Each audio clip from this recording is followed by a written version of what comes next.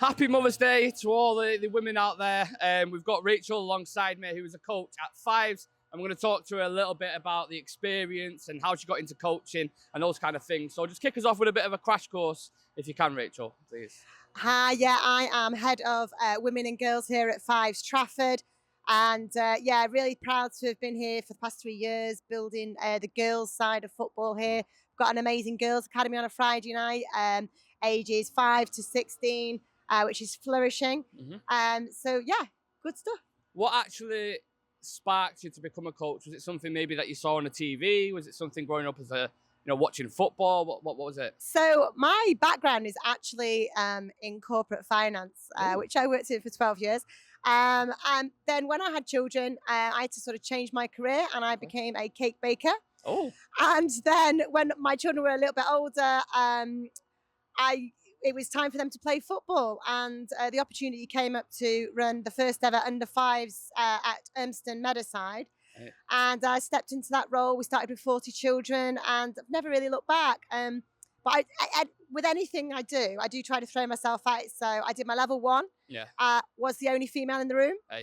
Level 2, only female in the room. Hey. But I'm happy to say that I'm currently sat on my UEFA B and there's 6 other women in the room. So things are changing and it's really exciting to see. But my journey of football, they started in grassroots, came to work with Fives Trafford 3 years ago. And we're just heading into our sort of second season now with Fives Foundation Football Club. Really proud to be part of that and growing that. And we're actually looking for our first ever girls team to go into next season. So it's really exciting that the club's growing, especially with the girls side. Yeah, absolutely. Make sure you keep an eye out for that as well. We'll be announcing that very, very shortly on socials and stuff. As a mother yourself, how do you balance that kind of work life? Because I'm sure there's a lot of mothers who are watching this at the moment who are busy 24/7. I don't know how they do it, especially single mothers. I mean, it's the most impossible job ever. How do you balance it? 'Cause coaching, looking after your own kids, you must sleep about 4 hours a day, right? Yeah, we don't sleep. Yeah, it sometimes does feel like an impossible task. I would say prioritizing and sort of carving out that time so you're dedicating your time to coaching or spending it to be present with your children is key. And I think you've got to sometimes roll with it in life. So you just got to go with the flow. Yeah. Some days are chaos and you can't control that. So I think it's about knowing what you can and can't control and just doing your best every day. And I think the key thing is your children aren't looking for a perfect mum. Yeah, they're looking for a happy and present one. Yeah. So that's kind of really where I strive. And the other thing is I've got 2 boys and I think it's really nice for them to see a female in what has historically been a male-dominated sport. 100%. And I think it's nice for them to see that I'm coaching and I am part of a very small club. I think the stats a couple of years ago was it's 6% of females coach from grassroots to pro. So it's a really small club to be in, but I quite like the fact that my boys are growing up with that and it's a normal thing for them to see me coach. Yeah. And it comes back to sort of the See It to Be It campaign where, females and girls have to see us doing the coaching for them to be able to be inspired to do it in the future. Yeah, absolutely. Well, you talk about challenging yourself. You just mentioned there you went from financing to baking to coaching, being a mom. You're very well rounded. It must be said. Being a parent, has it almost helped coaching kids with your own kids? I know that might sound like a mad question, but I think that as a mum, we've got sort of certain skills. For instance, I think we're very empathetic. I think we've got the patience there that you have to have as a mum. And I think you can bring that into the coaching. And I think that really helps to build relationships with your footballers. Mm-hmm. I've got a team in under 11s and a team in under 14s. And one of the things that really I drive is that I want to know my players. And I think that how you get the best out of them is by knowing them. So I think maybe I bring something different that others might bring, but I do think being a mum has definitely got some skill sets in there that are interchangeable between being a mum and coaching. What's the most rewarding thing for you? Because it is, like you say, a challenge. Yeah, it is a task. I think every week you get a sort of small reward where you might see a young person that's been trying to skill and then they sort of pull it off and it's amazing. Or you might just see that bravery, all of a sudden they become brave. And that's really hard to sort of teach, that bravery and that fire in the belly. But if you see them progress with their confidence, that's the sort of win for me. I think probably the highlight of my footballing journey so far was back in 22, I won Manchester FA's Grassroots of the Year and I won National Grassroots of the Year for youth. So And I think that goes to show that, I was never a player. I am over 40, I won't give my age away, but so back in those days, it wasn't a thing for me to be opportunity to play. Yeah. So I proved that you don't have to be a player. You can be old, and you can still win a national award. So yeah, absolutely. What advice would you say? If there's, there could be mums out there who want to get into coaching, who like these kind of things.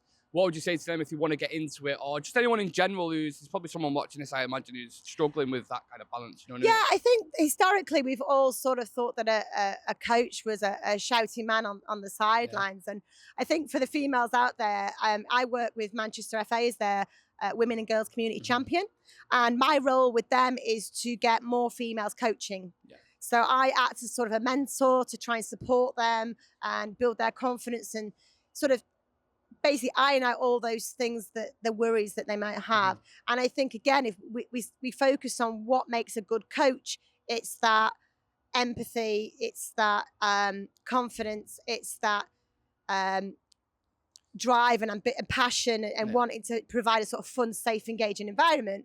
And that bit of knowledge of the game, well, we can teach that. There's so much out there where we can help you learn all the side of football. But if you've got those qualities as a person to be a good coach, that is, you've already got the foundation. So yeah, we run some stepping over the side workshops where we get females in and young girls in to show them that what a coach should look like and how we can help them on their footballing journey, from playmaker to introduction to coaching football to UEFA C and beyond, really. You're a trailblazer yourself. You're doing a lot of things that we've already touched on. Was anyone you looked towards if you was younger or growing up or in that kind of female area? Because as you say, it is male dominated, right? It's growing up, especially in the 90s, early 2000s. I don't want to give away your age. But you're being generous. I'm being generous. Was anyone you looked towards at all? Anyone who inspires you? Just, it didn't have to be in the football world, just in general, that kind of empowerment, Yeah, I've been lucky throughout my my different careers to have different people that have acted as mentors. And one of the first people I ever worked with when I was younger said to me, always smile because you never know what door it's going to open. And that really stuck with me as a message. And I do think that a lot of, business and growing and evolving as yourself is having those relationships with people and those connections. Role model wise within the FA, she's going to kill me for saying this, is Beck Scarlett. She looks after the FA learning and education across the UK. And she started her journey and years back, and a similar sort of thing where she didn't know she sort of fitted within this male dominated sport, and she's absolutely bossed it. And she's just a really positive, inspiring person to be around. And when you're in a room with people like that, you can't but help want to sort of join it and grow the women's game. You mentioned the FA there. Obviously, we've got the Lionesses taking part very, very soon. Any predictions for that? Obviously, we've already won it. They've already done it. They've done better than the men's as it is anyway. I think positivity attracts positivity. Yeah. So let's just say, bring it home again. Get it done. Bring it home again. Bring it home again. Let's take this interview home, actually. Any kind of message to, kind of females watching today, mothers, that you would give to them? Just any kind of confidence, inspiration, anything at all you would say? Any advice you would give? I recently sat on a Women in Sports panel and was asked a similar question. And we started all talking about sort of imposter syndrome and how sometimes we might think that we can't do something. Yeah. So what I would say to that is, you've got to rewrite that book. You've got to rewrite that because if we don't step forward and start to put ourselves forward for female coaching and reffing and everything else within the game, then it's going to be our daughters, our nieces and our grandkids, our granddaughters that are sort of fighting this battle still. Yeah. And so I would say, go and be a warrior, believe in yourself. And I think I'm living proof that if you've got that kind of passion and desire, anything is possible. Absolutely. First and foremost, thank you very much for your time. Thank you. And second of all, I want to say from my perspective, and I'm sure the cameraman will probably agree as well, I grew up with a single mum, so I know the challenges that they face. I know how hard it can be. I know how difficult it is. So for me, having that perspective throughout life, from young up until now, basically, is still kind of supporting me in any possible ways. Even, you kind of you get to a certain age, we don't need you, mum, we don't need you, mum. But they're still always there for you, and they're the absolute rock of the world. So I want to send that as well. Thank you to all mums who do an absolute amazing job, and thank you to yourself for taking part in this interview. Thank you for having me. Happy Mother's Day.